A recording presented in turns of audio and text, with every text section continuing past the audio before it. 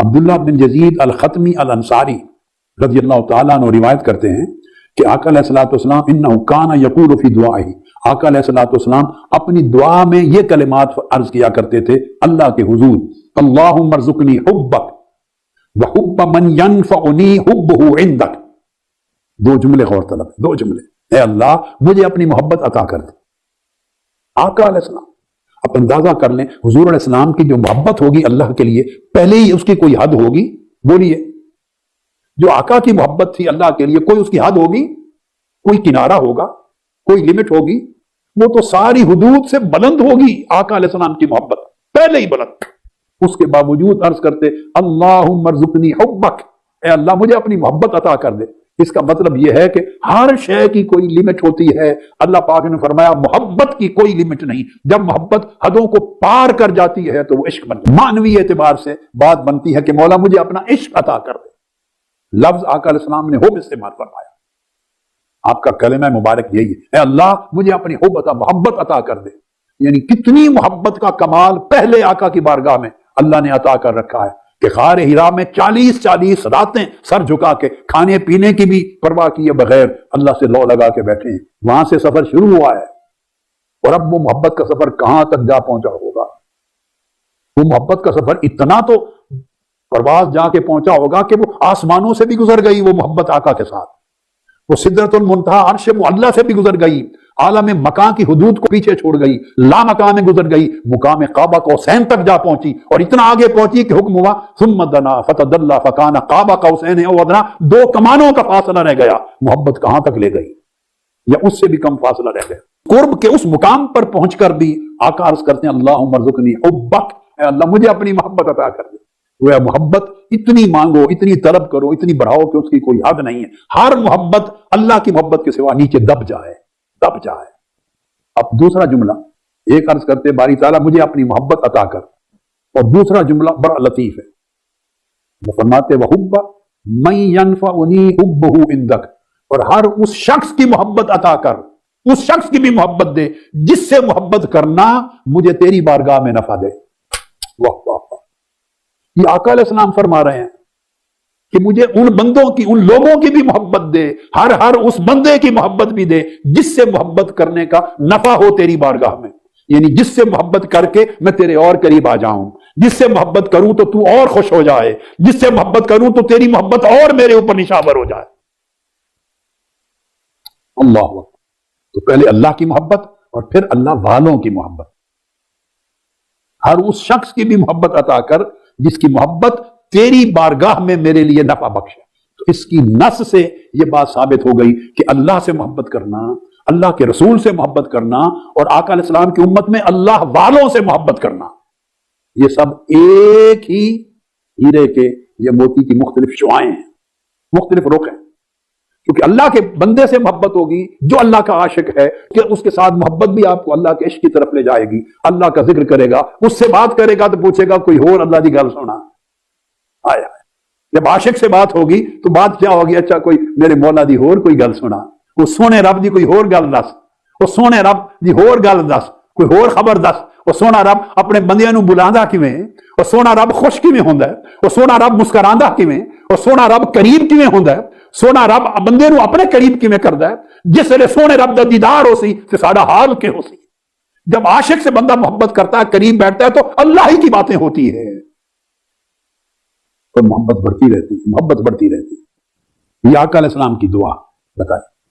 پھر اس کے بعد ایک اور حدیث ہے ایمان افروز. آپ اس سے اندازہ کریں کہ عشق الہی کس طرح لذت توحید دیتی ہے، اور عشق الہی کی طلب عاشقوں کو، پیغمبروں کو، نبیوں کو، رسولوں کو کس طرح ہوتی. حضرت معاذ بن جبل رضی اللہ تعالیٰ عنہ حدیث کے راوی ہیں. حدیث جامع ترمذی میں ہے، حسن صحیح ہے. اور امام بخاری نے بتایا امام ترمذی کو اس حدیث کے پوچھنے پر، کہا ھذا حدیث حسن صحیح، یہ حدیث حسن صحیح ہے. معاذ بن جبل نے روایت کیا آقا علیہ الصلوۃ والسلام نے صحابہ کرام کو ایک صبح اپنا خواب بیان فرمایا. حضور علیہ الصلوۃ والسلام نے اپنا خواب بیان فرمایا، اور نبی کا خواب بھی وہی ہوتا ہے، نبی کا خواب بھی حق ہوتا ہے، وہی ہوتا ہے. آقا علیہ السلام نے فرمایا کہ خواب میں مجھے اللہ کا دیدار ہوا، اللہ کی زیارت ہوئی خواب میں.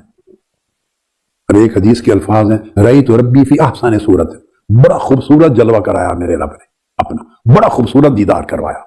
خیر طویل حدیث ہے، میں اس سے ریلیونٹ حصہ اس مضمون کی مناسبت سے لے رہا ہوں۔ جب زیارت کی تو فرأیت فوادع کفہ بین کتفی، تو اللہ پاک نے اپنا دست قدرت جیسے اس کی شان کے لائق تھا میرے دو کندھوں کے درمیان رکھ دیا، میرے دو شانوں کے درمیان اللہ نے اپنا دست شفقت اور دست محبت رکھا۔ حتی وجدت برد اناملہ بین ثدییہ، اس طرح رکھا کہ میں نے حتیٰ کہ اللہ پاک کی انگلیوں اور پوروں کی جو ٹھنڈک تھی وہ ٹھنڈک اللہ کی اس محبت کی میں نے اپنے سینے میں محسوس کی، اس کی ٹھنڈک میرے سینے میں آ گئی۔ پھر کیا ہوا؟ فتجلی لی کل شیء وعرفت، تو پھر زمین و آسمان اور مکان و لا مکان اور ساری کائنات کی ہر چیز میرے آگے روشن ہو گئی اور میں نے ہر چیز کو پہچان لیا۔ یہ حدیث پاک کا ایک حصہ ہے، طویل مضمون ہے۔ اب اسی حدیث کے آخری حصے پر آ رہا ہوں۔ پھر اللہ رب العزت سے مکالمہ ہوا، بات چیت ہوئی، پھر اللہ پاک نے فرمایا میرے محبوب سل، مانگ لے، کیا مانگنا ہے، کیا مانگتے ہو؟ دو بدو شرف دیدار ہے، اللہ پاک نے دست شفقت حضور کے کندھوں پر رکھا ہے اور سینہ پاک اللہ تعالیٰ کی شفقت کی ٹھنڈک سے منور روشن ہو گیا، نور ہی نور ہو گیا۔ پھر پوچھا کیا مانگتے ہو میرے محبوب؟ میں آپ نے جو کچھ مانگا اس کا آخری جملہ جہاں پر یہ حدیث ختم ہو رہی ہے وہ سنا رہا ہوں، یہ کلائمیکس تھا۔ آقا علیہ السلام نے آخری چیز جو مانگی، عرض کیا اسألک حبک، اے اللہ میں تجھ سے تیری محبت مانگتا ہوں۔ ہائے ہائے ہائے، اندازہ کریں کیسا جوہر ہے اس محبت کے بغیر۔ ہے ایمان کی کوئی حیثیت؟ ہے کسی عمل کی کوئی حیثیت؟ ہے کسی تقوی کی کوئی حیثیت؟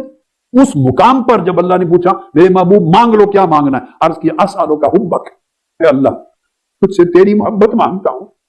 اور مانگنے والے آقا علیہ الصلوۃ والسلام اندازہ کرنے خود کس مرتبہ محبت پر تھے، اور اس لمحے جب مانگ رہے تھے بیٹھے کہاں تھے؟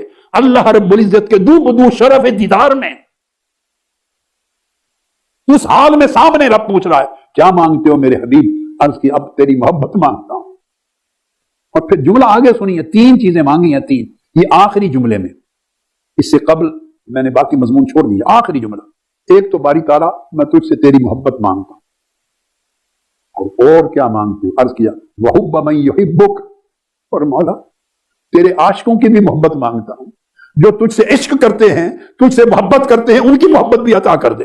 اللہ اکبر، ارے حضور سے بڑا محب کون ہوگا کائنات میں؟ حضور سے بڑا محبوب کون ہوگا اللہ کی بارگاہ میں؟ سارے محبتیں اور سارے عشق تو آقا علیہ السلام کے قدموں پہ سجدہ ریز ہیں۔ اللہ کے دو بدو بیٹھ کے عرض کرتے ہیں اپنی محبت عطا کر، اور جو تجھ سے محبت کرتے ہیں ان کی محبت عطا کر۔ وحب من یحبک، مولا جن کو تو نے اپنے عشق کی لذت دی ہے، اب جن کو اپنی محبت کے جام پلائے ہیں، جنہیں اپنے عشق و محبت میں مست و بے خود کیا ہے، جن کے رات دن تیری محبت کے سرور میں گزرتے ہیں، مولا ان سے محبت بھی کرنا چاہتا ہوں، ان کی محبت بھی عطا کر۔ تیسرا جملہ بولا وحب عمل یقرب الی حبک، اور ہر اس عمل کی محبت عطا کر جو تیری محبت کے قریب کر دے۔ اس ساری دعا میں محبت محبت محبت محبت محبت، وحب عمل، ہر اس عمل کی محبت عطا کر یقرب الی حبک، جو تیری محبت کے قریب کر دے۔ گویا ساری دعا کا جو نیوکلیس ہے وہ محبت اور عشق ہے۔ آقا علیہ الصلوۃ والسلام نے پھر فرمایا انہا حق فدرسوہا ثم تعلموہا، یہ جو میں نے کہا اور بتایا یہ حق ہے، حق ہے، اسے پڑھ لو، سیکھ لو، اور پھر اسے آگے سیکھ کر پھر آگے لوگوں کو بھی سکھاؤ۔ اسے پڑھ لو، اسے سیکھ لو، اسے سن لو، اسے سمجھ لو، پڑھ لو، سیکھ لو، مطلب کیا کہ آگے دنیا کو سکھاتے رہو۔ یہ آقا علیہ السلام کی طلب۔ پھر ایک اور حدیث ہے، حضرت ابو الدرداء رضی اللہ تعالیٰ عنہ حدیث کے راوی ہے، وہ بھی ترمذی میں ہے اور حدیث حسن ہے۔ فرماتے ہیں کہ آقا علیہ السلام نے فرمایا کہ حضرت داؤد علیہ السلام کی دعا بھی یہ ہوا کرتی تھی۔ حضرت پیغمبر داؤد علیہ السلام، ان کی دعا سن لیں، مگر بیان حضور علیہ السلام نے کی ہے۔ قال قال رسول اللہ صلی اللہ علیہ وآلہ وسلم کان من دعاء داؤد علیہ السلام، آقا علیہ السلام نے بتایا صحابہ کو کہ پیغمبر داؤد علیہ السلام کی دعا بھی یہ تھی۔ کیا دعا؟ اللہم انی اسألک حبک، اے اللہ میں تجھ سے تیری محبت مانگتا ہوں، وحب من یحبک، اور ہر اس شخص کی محبت مانگتا ہوں جو تجھ سے محبت کرتا ہے، یعنی جو تیرا عاشق ہے اس کی محبت بھی دے۔ والعمل الذی یبلغنی حبک، اور اس عمل کی محبت دے، اور وہ عمل دے جو تیری محبت تک پہنچا دے۔ اللہم اجعل حبک احب الی من نفسی و اہلی و من الماء البارد۔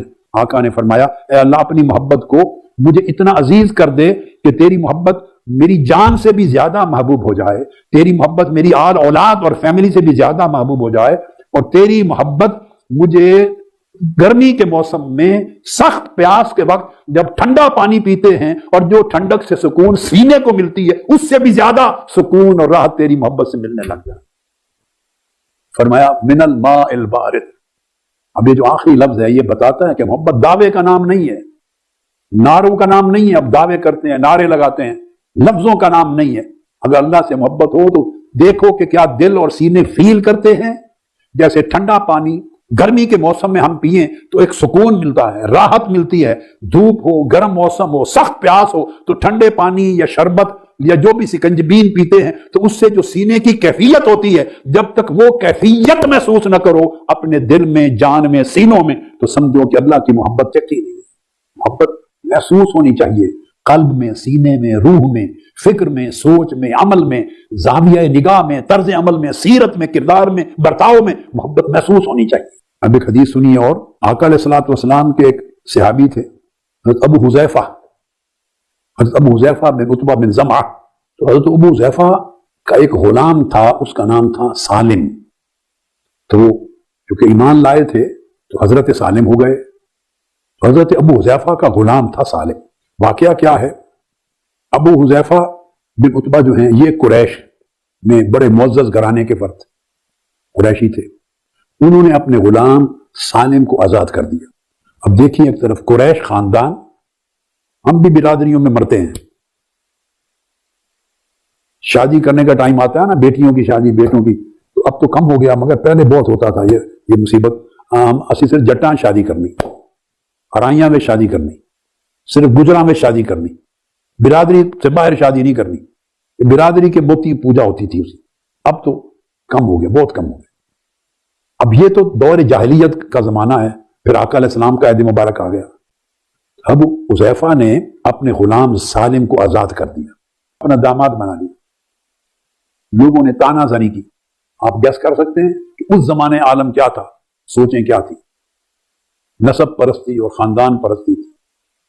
لوگوں نے تانا دیا کہ ایک باعزت خاتون قریش خاندان کی تم نے اپنے آزاد کردہ غلام کے عقد میں نگاہ میں دے دی، اس کی بیوی بنا دی، تانا دیا۔ اب حضرت ابو حذیفہ کا جواب سن لیجئے۔ اس نے جواب دیا، ہاں مجھے معلوم ہے، میں نے بیٹی اپنے آزاد کردہ غلام سالم کے نکاح میں دی ہے، مگر تمہیں معلوم ہے کیوں دی ہے؟ معلوم ہے کیوں دی؟ انہوں نے پوچھا بتائیے کیوں دی ہے۔ اب یہ جو حدیث یہاں پر روایت کر رہا ہوں یہ امام ابن ابی عاصم نے روایت کیا، امام ابو نعیم نے اور امام دیلمی نے اس کو روایت کیا، اور اس کے راوی سیدنا عمر فاروق رضی اللہ تعالیٰ عنہ خود ہے۔ انہوں نے کہا اس لیے کہ سیدنا فاروق اعظم رضی اللہ تعالیٰ عنہ کی حدیث لا رہا ہوں۔ انہوں نے کہا کہ میں نے آقا علیہ السلام سے سنا تھا، حضور علیہ الصلوۃ والسلام نے فرمایا کہ سالم اللہ کا بڑا عاشق ہے۔ واہ واہ واہ واہ، سالم اللہ کا بڑا عاشق ہے۔ یعنی الفاظ ہیں سیدنا فاروق اعظم رضی اللہ تعالیٰ عنہ، وقال ان سالما شدید الحب للہ تعالی، کہ سالم کو اللہ سے بڑی شدید محبت ہے، جس کا معنی میں عاشق کر رہا ہوں۔ اور آپ نے فرمایا تھا جس نے اللہ کے سچے عاشق کو دیکھنا ہو وہ سالم کو دیکھنا۔ میں نے تو آقا علیہ السلام کی وہ بات میرے اندر اتر گئی کہ جس کو آقا علیہ السلام فرمائے اللہ کا عاشق ہے، اس کو رشتہ میں دوں تو تم تانا زنی کرو، اس سے بہتر حقدار کون ہو سکتا ہے؟ تو جو پیمانہ مقرر کیا آقا علیہ السلام نے وہ یہ۔ پھر سیدنا فاروق اعظم رضی اللہ تعالیٰ عنہ ایک اور حدیث روایت کرتے ہیں خود، اور اس کو امام بہقی نے، امام ابو نعیم نے اسناد حسن کے ساتھ روایت کیا کہ آقا علیہ السلام ایک دن تشریف فرما ہے مجلس میں، آپ کے ایک صحابی ہیں مصعب بن عمیر آئے ہیں، آقا علیہ السلام کی طرف آ رہے ہیں، اور انہوں نے مینڈا جو ہوتا ہے مینڈا، اس کی کھال سے لباس بنا رکھا تھا، اپنی کمر کو، ٹانگوں کمر کو لپیٹ رکھا تھا، اس طرح وہ لباس پہنا، اور بڑا فقیر مست حال مینڈے کی کھال کا لباس ادھوش آ رہا ہے۔ آقا علیہ الصلوۃ والسلام نے صحابہ سے کہا، آواز دی، میری بات سنو۔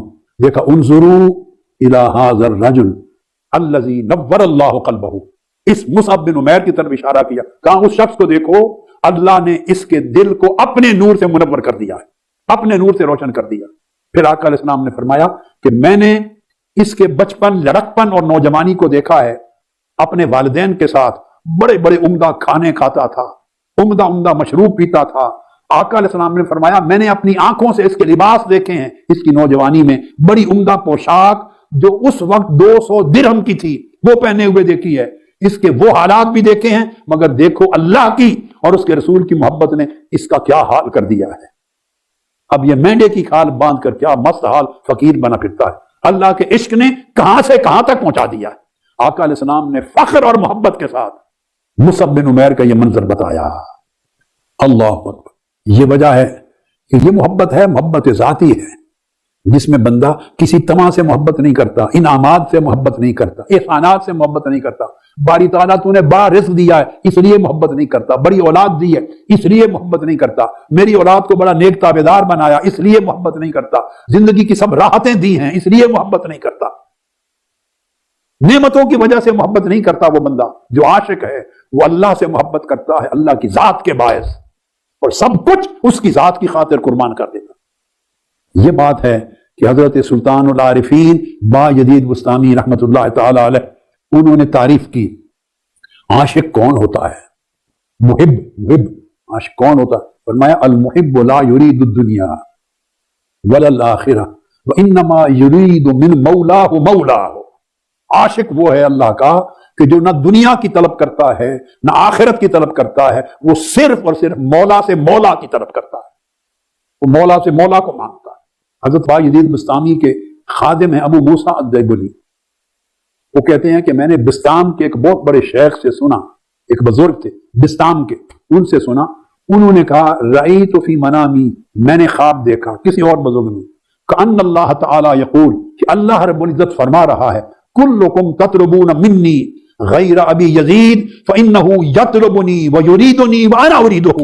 وہ بزرگ ولی اللہ فرما رہے ہیں کہ میں نے خواب میں دیکھا جیسے اللہ رب العزت فرما رہے ہیں کہ اے میرے چاہنے والو، اے زاہدو، اے عابدو، اے عارفو، تم سب کچھ نہ کچھ مجھ سے مانگتے ہو، کچھ نہ کچھ مجھ سے طلب کرتے ہو، سوائے با یزید کے، وہ با یزید مجھ سے صرف مجھے طلب کرتا ہے، مجھ سے صرف مجھے مانگتا ہے، تو چونکہ مجھ سے میرے سوا کچھ اور نہیں مانگتا، سو میں اس کو چاہتا ہوں اور اس کا ارادہ کرتا ہوں۔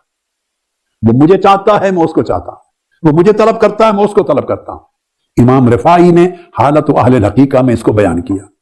یہ جو قول حضرت شیخ بایزید بسطامی رحمۃ اللہ علیہ کا میں نے آپ کو بیان کیا، اس قول کو شیخ اکبر محی الدین ابن عربی نے لکھا الفتوحات المکیہ میں، اور انہوں نے بڑی دلچسپ انداز کے ساتھ حضرت بایزید بسطامی کا قول لکھا۔ انہوں نے فرمایا کہ بایزید بسطامی فرماتے ہیں میں نے 3 قسموں کے زہد اختیار کیے، یعنی زہد کہتے ہیں دنیا سے یا کسی شے سے دل کا بے رغبت ہو جانا، دل سے کسی رغبت کو نکال دینا، دل سے کسی رغبت کو نکال دینا، یہ زہد ہے۔ فرمایا پہلا زہد تو میں نے دنیا کا کیا کہ دنیا کی رغبت اور محبت اور حرص کو دل سے نکال دیا اور دل پاک کر دیا دنیا کے حرص سے۔ فرماتے ہیں دوسرے مرحلے میں، دوسرے دور میں میں نے آخرت کا زہد اختیار کیا، یعنی جنت کے حور و قصور، حوریں، غلمان، چشمے، محلات اور جو نعمتیں ہیں ان کی چاہت اور ان کی رغبت کو دل سے نکال دیا۔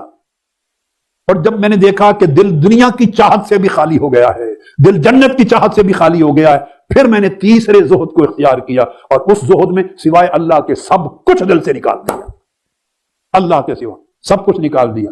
تو جب میں نے تیسرے زہد کا سفر مکمل کیا اور میرے دل میں رغبت، چاہت، محبت اللہ کے سوا کسی اور کی نہ رہی، تو نادانی الحق، تو پھر اللہ نے مجھے آواز دی، اللہ نے مجھے ندا دی اور کہا اب بتا ماذا ترید یا ابا یزید، اب بتا ابا یزید تم نے سب کچھ نکال دیا ہے اپنے دل سے سوائے میرے، اب تو کیا چاہتا ہے؟ میں نے عرض کیا فقلت ارید ان لا ارید الا ما ترید، اللہ اب میں یہ چاہتا ہوں کہ میں کچھ بھی نہ چاہوں سوائے اس کے جو تو چاہتا ہے، میرا ارادہ تیرے ارادے میں فنا ہو جائے، میری خواہش تیری خواہش میں فنا ہو جائے، میری طلب تیری طلب میں فنا ہو جائے، اب میرے اندر کوئی طلب، کوئی خواہش، کوئی ارادہ ہی نہ بچے، بس جو تو چاہتا ہے وہی میری چاہت ہو، اب میری چاہت کو بھی اپنی چاہت میں فنا کر دے۔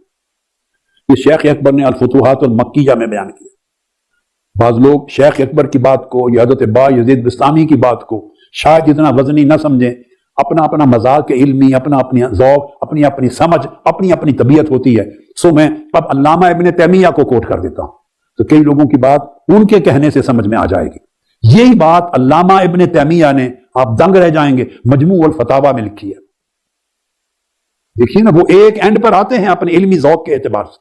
علامہ ابن تیمیہ مجموع الفتاوی میں لکھتے ہیں کہ جیسے حضرت شیخ ابو یزید بستامی رحمت اللہ تعالی علیہ سے مروی ہے، قال ارید ان لا ارید الا ما یرید، کہ میں صرف یہ چاہتا ہوں کہ کچھ بھی نہ چاہوں سوائے اس کے جو میرا مولا چاہے۔ صدق و رکانیت، جب ایسے معتمد لوگ کسی چیز کو لے لیں، قبول کر لیں، روایت کر لیں، حکایت کر لیں، تو اس کے اوپر ایک اعتماد ہوتا ہے۔ دینی علم کی جو روایت ہے اس کا بہت سا حصہ اس اعتماد کے ساتھ چلتا ہے۔ یہ علامہ ابن تیمیہ نے کہا، اور اس نے کہا کہ یہ بندے کے محبت کا کمال ہوتا ہے کہ وہ کچھ اور نہ چاہے سوائے اس کے جو اس کا محبوب چاہے، کسی اور شے سے راضی نہ ہو سوائے اس کے اللہ جس سے راضی ہو۔ اب ایک اور حوالہ علامہ ابن القیم کا، ابن القیم وہ مدارج السالکین میں بیان کرتے ہیں، اسی قول کو نقل کرتے ہیں، کیونکہ مختلف ذوق کے، مختلف طبیعتوں کے، الگ الگ مشربوں کے علماء نے بالاجماع کثرت سے نقل کیا ہے، جس سے اس کی صحت پر اعتماد بنتا ہے۔ تو علامہ ابن القیم نے لکھا، نبی یزید انہ قال قیل لی ما ترید، مجھے کہا گیا با یزید کیا چاہتے ہو؟ وقلت ارید ان لا ارید، میں چاہتا ہوں کہ کچھ بھی نہ چاہوں، میں چاہتا ہوں کہ کچھ بھی نہ چاہوں، میری چاہت تیری چاہت میں فنا ہو جائے۔ اب جب یہ آپ نے سن لیا تو یہاں پر حضرت سری سقطی کی بات سناتا ہوں۔ ایک شخص حضرت سری سقطی کی بارگاہ میں بغداد میں حاضر ہوا اور اس نے پوچھا کہ کوئی ایسی شے بتائیے جو اللہ کے قریب ترین ہو، بہت قریب ہو اللہ کے، اور اس عمل کو یا شے کو اپنانے سے بندہ بھی اللہ کے قریب ہو جائے، اللہ کا قرب نصیب، کوئی ایسی چیز بتائیے۔ حضرت سری سقطی رضی اللہ تعالیٰ عنہ یہ بات سن کے رو پڑے اور پوچھنے لگے، اس سے پوچھنے لگے کہ تمہارے جیسا شخص بھی اس اللہ کے قرب کے مسئلے کا سوال کر رہا ہے مجھ سے، اعلیٰ مرتبہ کا شخص ہوگا، اس مقام پر ہو کر بھی ابھی پوچھتے ہو کہ کون سی چیز ہے جو اللہ کے قریب کر دے؟ پھر آپ نے جواب دیا، فرمایا ان افضل ما يتقرب بالعبد الى الله ان يطلع الله على قلبك وانت لا تريد من الدارين غيره۔ آپ نے فرمایا کہ اگر سننا ہے تو پھر دیکھ لو کہ عمل یہ ہے کہ اللہ تیرے دل کی طرف دیکھے، اللہ اپنی نگاہ ڈالے تمہارے دل پر، اور جب بھی نگاہ ڈالے اسے سوائے اپنے تمہارے دل میں کچھ اور نظر نہ آئے۔ جب تمہارا دل اللہ کے لیے اتنا خالی ہو جائے کہ اللہ کے سوا کچھ بھی اس کی نگاہ میں نہ نظر آئے تو سمجھے اللہ تمہیں اپنے قریب کر لے گا۔ پھر اللہ جب بندے کی یہ کیفیت دیکھتا ہے تو اللہ بندے کو محبوب بنا لیتا ہے، جیسے قرآن مجید میں فرمایا قل ان کنتم تحبون اللہ فاتبعونی یحببکم اللہ، اگر اللہ سے محبت کرنی ہے تو میری اتباع کرو، آقا علیہ السلام کی سچی پیروی کرو ظاہر و باطن میں، تو اس کے نتیجے میں اللہ تمہیں اپنا محبوب بنا لے گا، اللہ محبوب بنا لیتا۔ حضرت سری سقطی ہی بیان کرتے ہیں کہ میں گھر کی خدمت کے لیے ایک باندی کو خرید کے لے آیا، باندی کو، اس کو کمرہ دیا، وہ دیر تک کمرے میں رہتی، میں نے کبھی خیال نہیں کیا کہ وہ راتوں رات سارا وقت کمرے میں کرتی کیا ہے، اپنے امور چھپاتی تھی۔ اس میں ایک محراب تھا، اچانک میں نے دیکھا کہ وہ اس محراب میں کھڑی ہو کے عبادت کرتی، کبھی رکوع میں ہوتی، کبھی سجود میں ہوتی، کبھی مراقب ہو کے گریہ وزاری کرتی، تو اس میں نماز پڑھتی تھی۔ میں نے دیکھا، جب بھی دیکھا نماز پڑھتے، مناجات کرتے، اللہ کو پکارتے، اللہ سے باتیں کرتے دیکھا۔ ایک دن میں نے کان لگا کے سنا کہ اللہ سے بات کیا کرتی ہے یہ باندھی، فسمعتها تقول بحبک لی الا فعلت کذا وکذا، کام ہو جاتا۔ اب میں اگلی بات بتانا چاہتا ہوں، جب اللہ اس بندے کو عشق اور محبت کے مرحلے طے کرواتا کرواتا کرواتا اپنا محبوب بنا لیتا، اپنا محبوب بنا لیتا، تو اس کے امور اپنے ذمے کر لیتا۔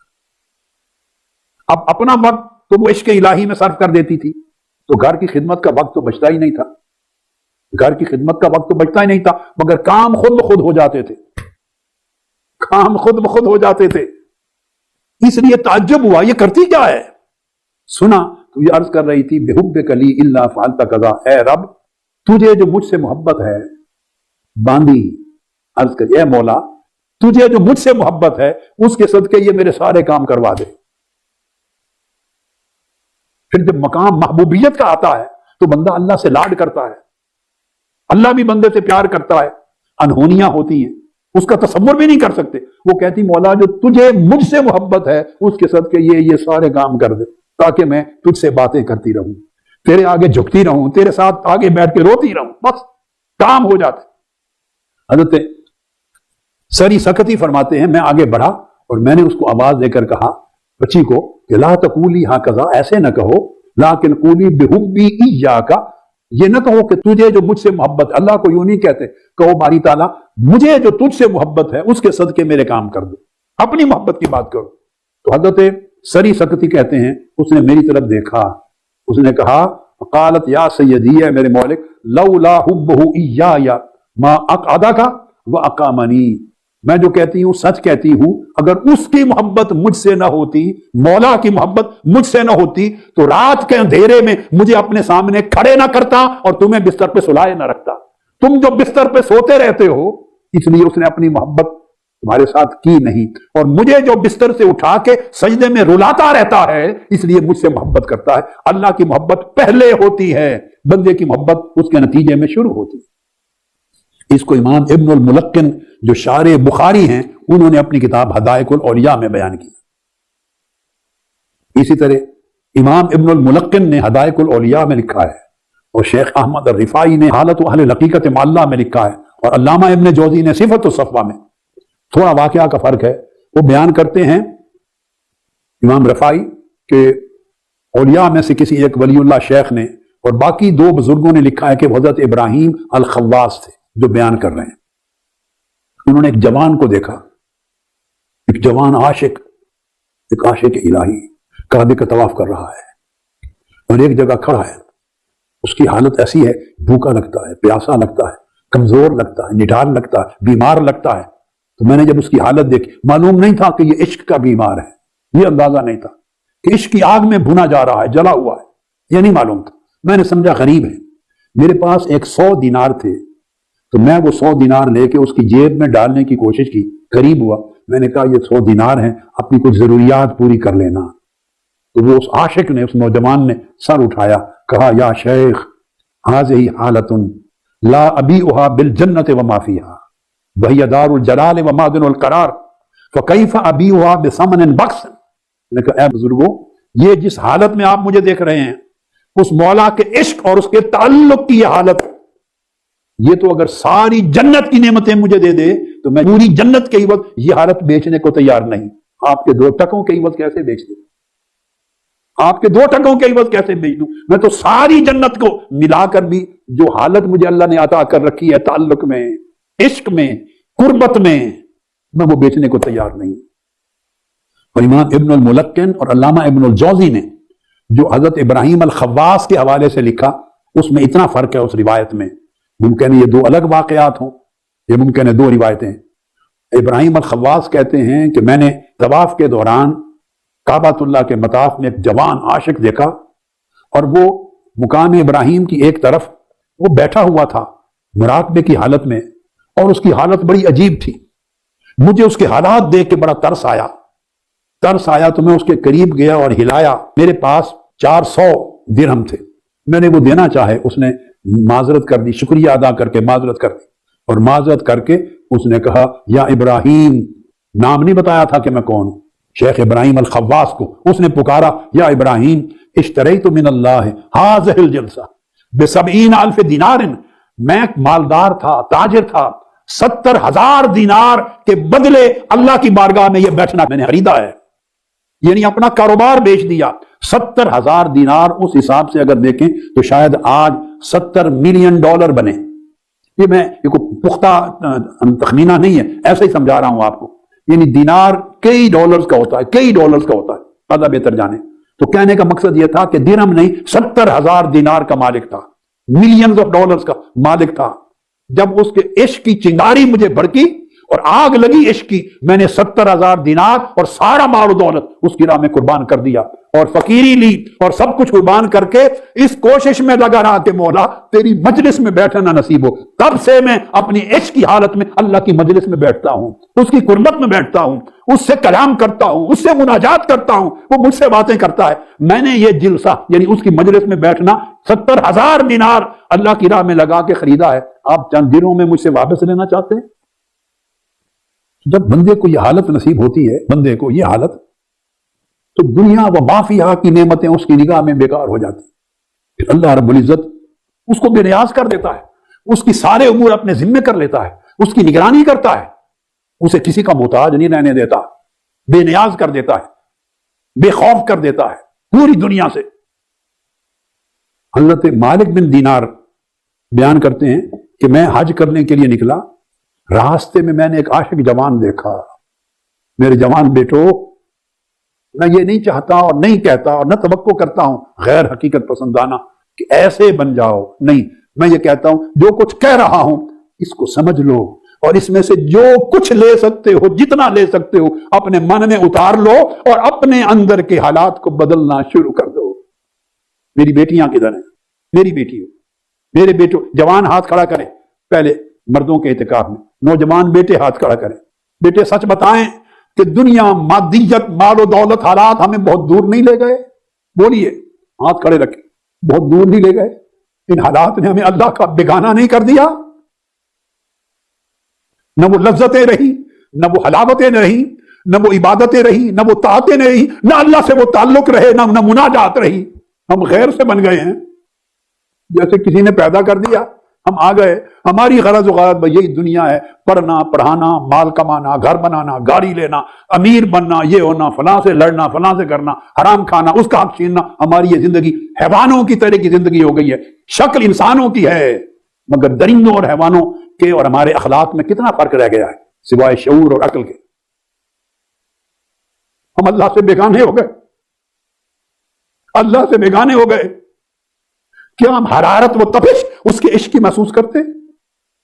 کیا بے چینی محسوس کرتے ہیں کہ اس مولا سے دور ہے؟ کیا یہ خیال آتا ہے کہ ہم سے وہ ناراض ہوگا؟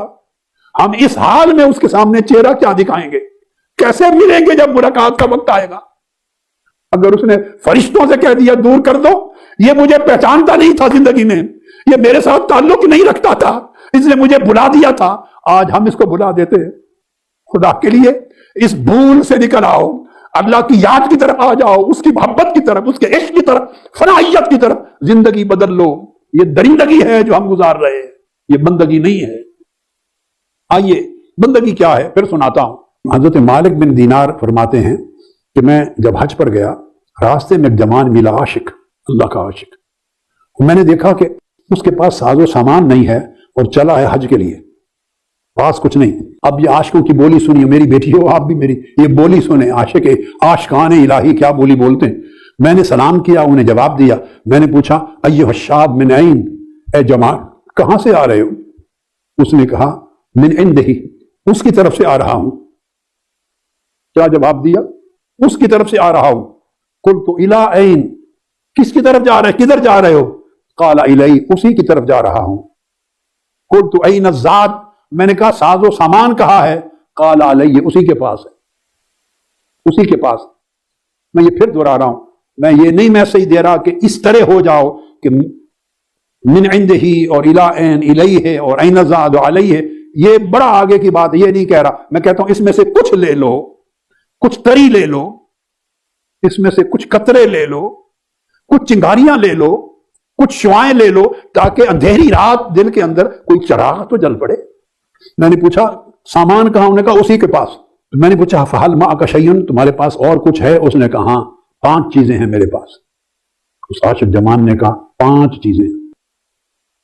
میں نے پوچھا کون سی 5 چیزیں ہیں؟ اس نے کہا کاف ہا یا عین صاد، یہ 5 چیزیں، کاف ہا یا عین صاد،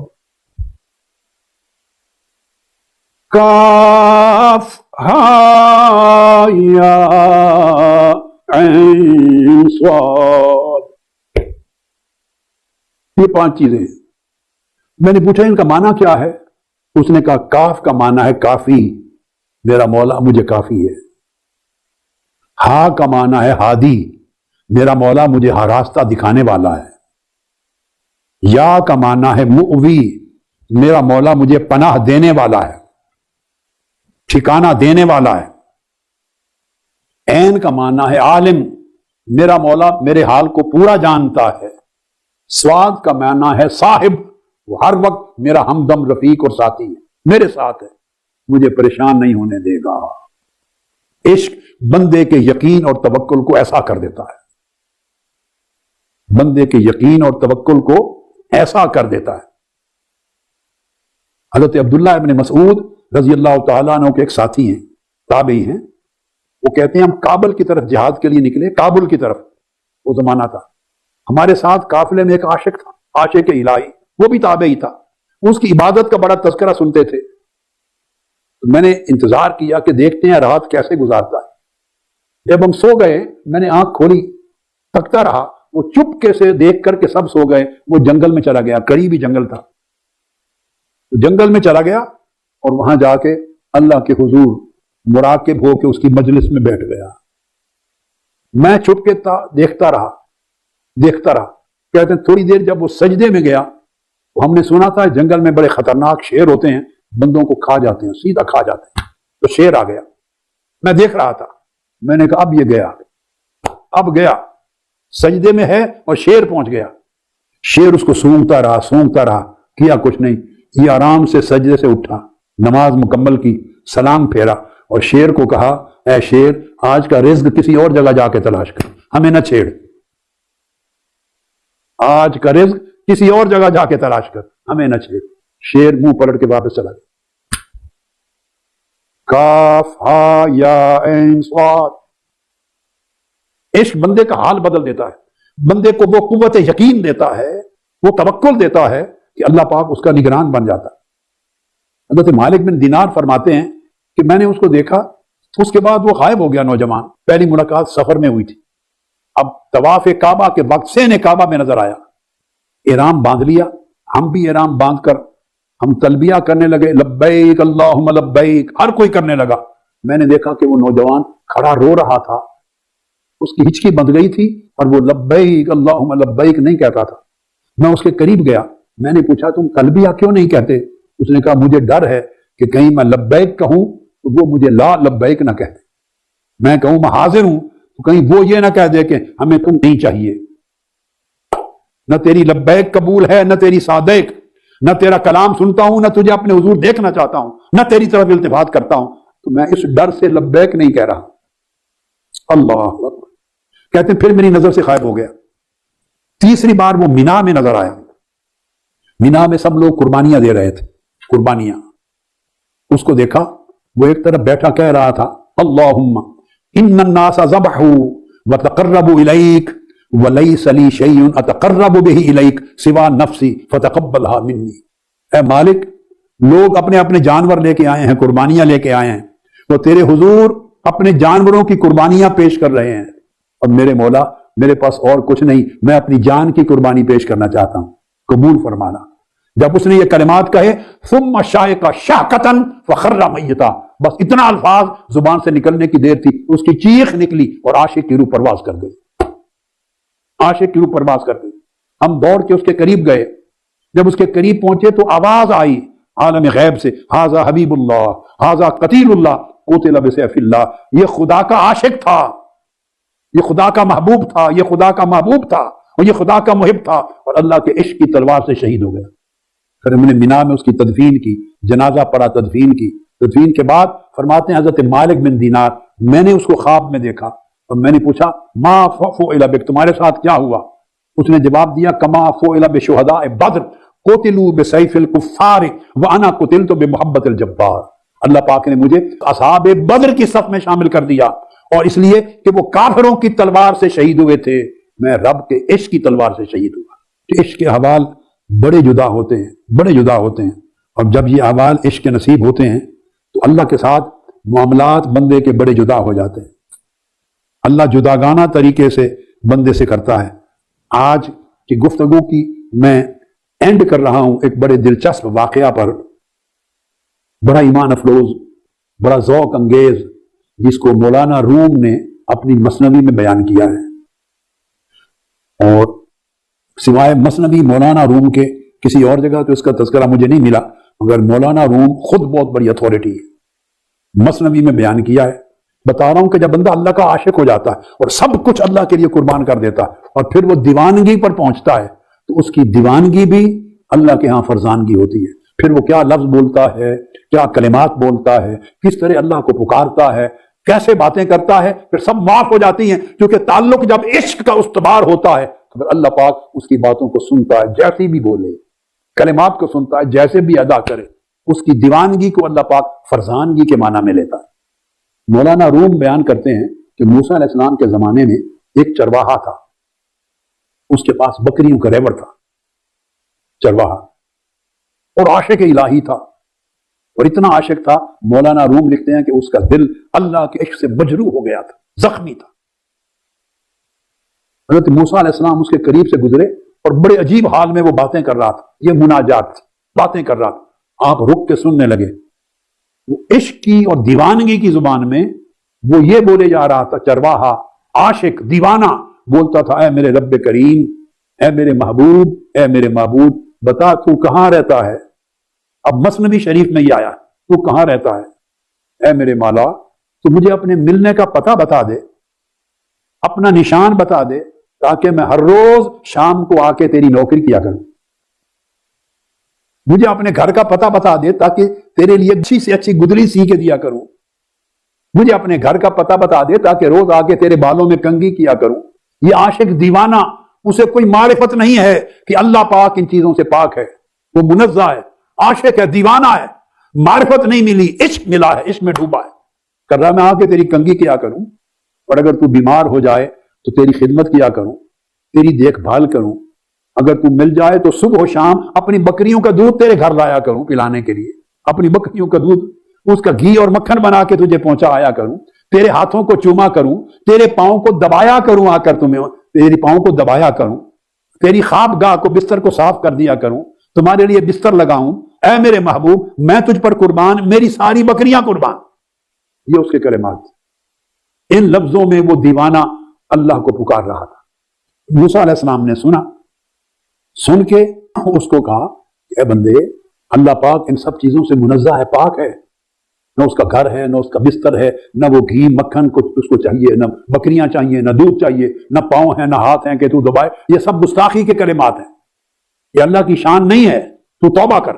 جب موسیٰ علیہ السلام نے اسے توحید کا یہ تصور دیا اور سمجھایا کہ توبہ کر، تو مولانا روم لکھتے ہیں کہ اس کی چیخ نکلی، چیخ نکلی، آہ نکلی، تڑپا، اور چیخ کے جنگل کی طرف بھاگ گیا، جنگل کی طرف بھاگ گیا۔ وہ کہتے ہیں گفت اے موسیٰ دہانم دوختی وز پشیمانی تو جانم سوختی، اے موسیٰ تو نے یہ بات بتا کر کہ میرا رب ایسا نہیں ہے، تو نے میرا منہ سی دیا ہے اور شرمندگی سے میری جان سوختہ ہو گئی، جل کر راکھ ہو گئی ہے کہ میں کیا کہتا رہا ہوں اپنے مولا کو، میں اس کی شان کے خلاف باتیں کرتا رہا ہوں، میں بے ادبی کی باتیں کرتا رہا ہوں۔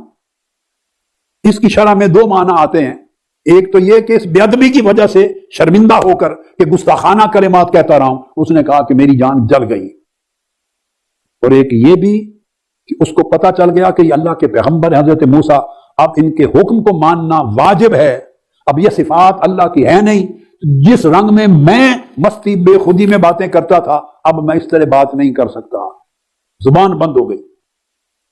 جب زبان بند ہو گئی اور وہ چیختا تڑپتا چلا گیا اور یہ باتیں کرنی اس نے بند کر دی، یہاں پر مولانا روم بیان کرتے ہیں آگے، وحی آمد سوئے موسیٰ از خدا بندہ مارا چرا کر دی جدا، اور بعض نسخوں میں آیا ہے بندہ مارا ذمہ کر دی جدا۔ پھر وہی آئی موسیٰ علیہ السلام کے پاس، اس وحی میں فرمایا گیا ہے موسیٰ تو نے ہمارا بندہ ہم سے جدا کر دیا۔ وہ عاشق تھا، سوختہ جاں تھا، دیوانہ مستانہ تھا، اسے فرزانگی نہیں تھی، عقل نہیں تھی، معرفت نہیں تھی، شعور نہیں تھا، مگر عشق میں مرا ہوا تھا۔ وہ اپنے لہجے اور اپنی سمجھ میں میرے ساتھ عشق کی باتیں کرتا تھا۔ تو نے اس کو مسئلہ بتا دیا، میری شان بتا دی، اس کی جان جل کے راکھ ہو گئی، بھاگ گیا۔ اب وہ مجھ سے وہ باتیں بھی نہیں کرتا جو ہر روز کرتا تھا، وہ تعلق کا انقطاع ہو گیا، اب وہ مناجات چلی نہیں، اس کو اس کیفیت میں، پشیمانی کی کیفیت میں، اب وہ سلسلہ مناجات ختم ہو گیا۔ یہاں مقصود بات کا یہ ہے، آگے اللہ پاک کی اگلی وحی کا ذکر آیا، مولانا روم فرماتے ہیں موسیٰ علیہ السلام، تو برائے وصل کردن آمدی، نئے برائے فصل کردن آمدی۔ اے موسیٰ، تو بندوں کو مجھ سے ملانے کے لیے آیا ہے، جوڑنے کے لیے آیا ہے، میرے بندوں کو مجھ سے جدا کرنے کے لیے تو نہیں آیا۔ یہاں ایک لطیف اشارہ ہے، وہ یہ کہ بندوں کو مجھ سے ملانے آیا ہے۔ مطلب یہ ہے کہ جو پیغمبر ہوتے ہیں، انبیاء، ان کی بعثت کا مقصود یہ ہوتا ہے کہ مخلوق کو خالق سے ملائیں، مخلوق کا خالق سے تعلق قائم کریں اور اس تعلق کو خوشگوار بنائیں۔ مخلوق اپنی حیثیت میں اتنی عرفہ اور اعلیٰ نہیں ہو سکتی کہ خالق سے جڑ سکے۔ اللہ کا نبی اور اللہ کا ولی وہ برزخ ہوتا ہے، برزخ خالق اور مخلوق کے درمیان، وہ تعلق مخلوق کا اللہ سے جوڑنے کے لیے آتا ہے۔ اس کے بعد پھر فرماتے ہیں موسیٰ علیہ السلام کو، ہر کسے را سیرت بنہاد ایم، ہر کسے را اصطلاح داد ایم۔ اے موسیٰ، ہم نے ہر شخص کو، بڑے لوگ ہیں، اپنا اپنا حال ہے، ہم نے ہر ایک کو جدا جدا سیرتیں دے رکھی ہیں، جدا جدا حال دے رکھے ہیں، جدا جدا مزاج طبیعتیں دے رکھی ہیں، اور ان کے حال کے مطابق ہر ایک کو جدا جدا زبان دی ہے، جدا جدا اصطلاحات دی ہیں، ہر کوئی اپنی اصطلاح میں بات کرتا ہے۔ ہمیں الفاظ سے غرض نہیں ہے کیا اصطلاح بول رہا ہے، ہمیں اس کی غرض اس کے معنی و مراد سے ہے، بات اس کے دل سے کیا نکل رہی ہے۔ پھر ارشاد فرمایا، در حق او مدح و در حق تو ضم، در حق او شہد و در حق تو سم۔ یہ اس کے حق میں جو کچھ وہ کہہ رہا تھا، میرے لیے جو کچھ کہہ رہا تھا، اس کے سمجھ کے مطابق یہ مدح تھی۔ تمہارے حق، تمہارے لیے وہ مدح نہیں تھی، مذموم کلمات تھے، اس کے لیے یہی شہد تھا، اور اے موسیٰ تیرے لیے اور سمجھدار آدمی کے لیے یہ زہر تھی۔ در حق او نور و در حق تو نار، در حق او گل و در حق تو خار۔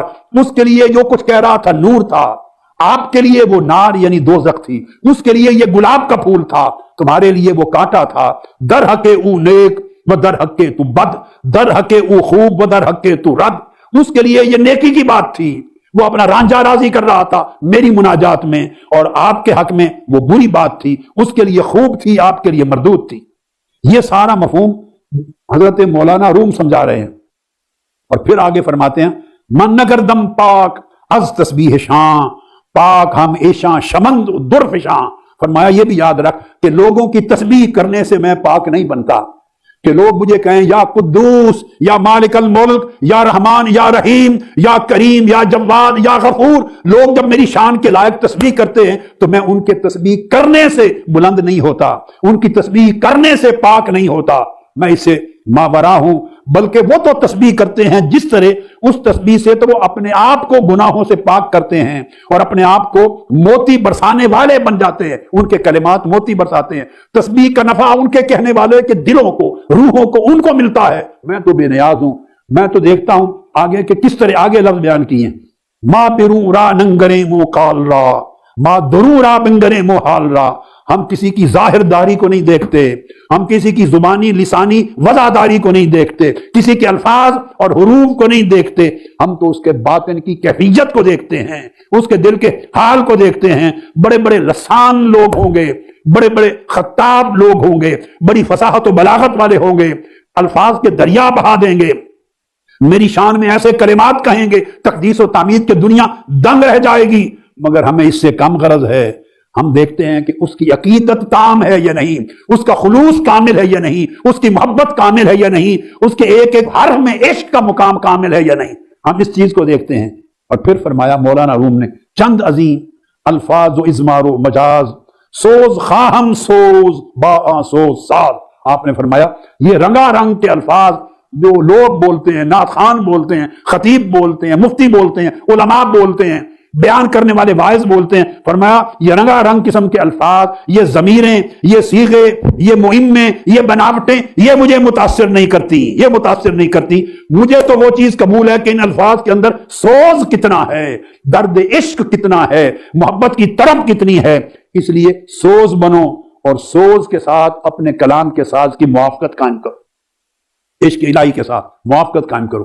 پھر مولانا روم لکھتے ہیں آگے، فرمایا موسیا آداب دانا دیگرند سوختہ جانو روانہ دیگرند، اور اس طرح بھی آیا ہے موسیا آداب دانا دیگرند سوختہ جانو روانہ دیگرند۔ اے موسیٰ، جو عقل مند لوگ ہوتے ہیں، سمجھدار، ان کے آداب گفتگو کے اور ہوتے ہیں، ان کے لیے احکام اور ہوتے ہیں، ان کے لیے فتویٰ حکم اور ہوتا ہے۔ اور جو عشق میں سوختہ جان ہو جائے، جن کی جان جل گئی ہو عشق میں اور وہ مغلوب حال ہو گئے ہوں، انہیں اپنے حال پر غلبہ ہی نہ ہو، ایسے عشق میں پریشان حال ہو کہ انہیں ہوش ہی نہ ہو کہ میں کیا کہہ رہا ہوں، ان کے آداب کچھ اور ہوتے ہیں۔ بے شک ادب سمجھنے والوں کا درجہ بلند ہے کیونکہ وہ غالب الحال ہیں، مگر جو مغلوب الحال ہیں عشق میں سوختہ جان، ان کا درجہ کم ضرور ہے، مگر مجھے ان کی باتوں سے بھی تعلق ہے، ان کے حوال کی چشم پوشی نہیں کرتا۔ پھر آگے فرمایا گر خطا گوید ورا خاتی مگو گر شبد پرخون شہید اورا مشو۔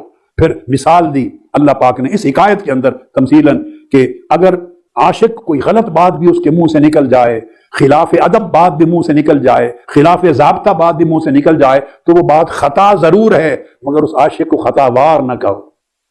بات خطا ہے مگر عاشق کو خطا وار نہ کہو۔ اسی طرح جیسے شہید جب شہید ہوتا ہے اور شہادت کے خون میں لت پت ہوتا ہے، خون آلود ہوتا ہے، تو خون حلال نہیں ہے، پاک نہیں ہے، کپڑے پہ لگ جائے پلید ہو جاتا ہے، دھونا پڑتا ہے، مگر شہید خون میں لت پت ہو تو اس کو دھویا نہیں جاتا کیونکہ وہ شہید کا خون ہے۔ جس طرح پھر فرمایا خون شہیداں راز آب اولا ترست ای خطا از صد ثواب اولا ترست۔ جس طرح شہید کا خون پاک نہیں ہے مگر پانی سے بہتر ہے، 100 ڈول پانی کے ہوں ان کی پاکیزگی سے بھی بڑھ کر شہید کا خون بہتر ہے، حتیٰ کہ شہید کے خون آلود کپڑے بھی نہیں بدلے جاتے دفن۔ اسی طرح عاشق سوختہ جاں کی خطا 100 صحیح باتوں سے بہتر ہے، کیونکہ وہ بات اس کے دل سے نکلتی ہے کہ تعلق جب عشق کا قائم ہو جاتا ہے اللہ کی ذات سے، تو پھر اللہ پاک اگر صدق کے دل اس کے اندر قائم ہے تو اللہ کا تعلق اس کے ساتھ اور طرح کا ہو جاتا ہے۔ اگر ایک آدمی عقل مند ذہین ہے، عیار ہے، مکار ہے، وہ آپ کو مجھے تو دھوکہ دے لے گا مگر اللہ کو دھوکہ کوئی نہیں دے سکتا۔ زبان سے خدا جانے کیا کیا دعوے ہم کرتے رہیں گے، ان دعووں پر اللہ کی بارگاہ میں کوئی حیثیت نہیں ہے۔ اللہ دلوں کے حال کو جانتا ہے کہ اس کے الفاظ کے پیچھے حقیقت کیا ہے، اس کے کلمات ارادوں کے پیچھے صدق کتنا ہے، اس کی زندگی کے اندر عشق کتنا ہے، اس کے اندر کتنا دم ہے، عشق میں محبت میں کتنی خالصیت ہے۔ 70 مرتبہ اللہ رب العزت اپنے بندے کے دل کی طرف دیکھتا ہے کہ میرے عشق کا دعویٰ کرنے والا اپنے دل کو مجھ ہی سے پر رکھتا ہے، میرے جلوے سے، میرے ذکر سے، میری محبت سے، میرے خیال سے، میری طلب سے، میری آرزو سے معمور رکھتا ہے، یہ اور چیزیں بھی ساتھ شریک کرتا ہے۔ یہ حقیقت توحید ہے۔ اللہ رب العزت ہمارے حال پہ کرم فرمائے اور ہمیں اپنے عشق اور محبت کے سمندروں میں سے جو اس نے اپنے عاشقوں کو پلائے، اس میں سے چند قطرے ہمیں عطا کر دیں۔ جی، تو امید کرتی ہوں کہ آپ کو یہ ویڈیو پسند آئی ہوگی۔ اگر اچھی لگی ہو تو چینل کو سبسکرائب کرنا مت بھولیے گا، اور اس ویڈیو کو شیئر کرنے کا مقصد صرف دین اسلام کی تبلیغ ہے، اور مجھے طاہر القادری صاحب بہت پسند ہے، اس لیے مجھے ان کے ویڈیوز، ان کے بیانات بہت اچھے لگتے ہیں، تو میں نے اپنے چینل پر شیئر کیے۔ تو اگر کسی کے ساتھ کوئی ایشو ہو، کوئی کاپی رائٹ کا، کوئی اسٹرائک کا، تو پلیز اس میرے چینل کو ڈسٹرب کرنے سے پہلے مجھ سے رابطہ ضرور کر لیجیے گا، ڈسکرپشن میں اس کا نمبر موجود ہے۔ اللہ حافظ، ملتی ہوں اگلی ویڈیو میں۔